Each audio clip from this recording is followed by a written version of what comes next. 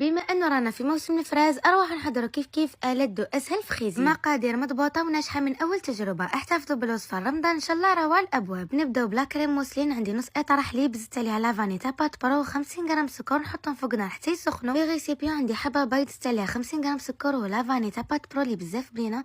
نخلطهم مليح حتى يذوب السكر، نزيدوا عليها 80 غرام نشا. نخلطوا هاد المكونات ونزيدوا عليها نصف كميه الحليب اللي يكون سخن مع التحريك، ونعاودوا نردوها فوق النصف الاخر ونحطوها فوق النار ونبقاو نحركوه حتى تسقى الكريمه. بعدها نحيوها من النار، نزيدوا عليها مغرف كبيره زبده ونغلفوها بابي فيلم اون كونتاكت ونخلوها تبرد مليح في الفريجيدير. نروحو نحضروا الجينواز. عندي 4 بيض زدت عليهم قرصه ملح، نضربوه شويه بالباطر حتى يدير لنا هذيك الرغوه، ونزيدوا عليه 100 غرام سكر على 3 دفعات ونبقاو نضربو حتى يطلع البياض مليح. بعد نزيدوا عليه 4 صفار بيض، نبقاو نزيدوا بالوحده ونزيدوا شويه فاني ونبقاو نضربو حتى نكملوا كامل الكميه. بعدها نزيدوا 100 غرام فرينه على 3 دفعات ونبقاو نخلطوا من الاسفل لاعلى هكا باش ما يطيحلكمش البياض، ونفرغوا الخليط في بلاطو 30 على 40 اللي لازم يكون فيه بابي كويزون اللي يسويها مليح، وندخلوها في الفرن مسخن من قبل على 160 درجه من تحت لمده 10 دقائق. بعدها نحمرها من فوقها، خليوها تبرد مليح ونقصوا الى دوائر لازم يكونوا اقل من السيرت اللي حنمونطيو فيه. بعدنا بردت الكريمه نضربها بالباطر ونزيدوا ليها 250 غرام زبده لازم تكون طريه. حطوا الزبده بشويه وضربوها كتكون الكريمه وجدت. وهنايا عندي سيرتو 20 سنتيمتر، حطيت الفراز في الجوانب، زدت الجينواز شربتها مليح بالسيرو، ونزيدوا طبقه من الكريمه، حطوا كميه مليحه اللي يسواها مليح في الاطراف. بعدها زدت فراز مقطع قطع صغيره، وباه نزيد بالنار راح نستعمل فوغاج تابات بخو بذوق الفراوله اللي بزاف بنين. حطيت كميه مليحه، بعدها زدت عليها طبقه من الكريمه اللي نسيتها مليح، وفي الاخير نحطوا طبقه تاع الجينواز، ومن الاحسن قصوها اصغر من المول اللي راكم تمونطيو فيه. شربتها بالسيرو، زدت عليها طبقه من الكريمه اللي نسيتها، وفي الاخير حطيت طبقه تاع الفوغاج. ندخلوها الكونجيلاتور تبرد على الاقل ساعتين. بعد ما تبرد مليح نديموريوها بهذه الطريقه. زينوها كما تحبوا وقدموها وبصحتكم.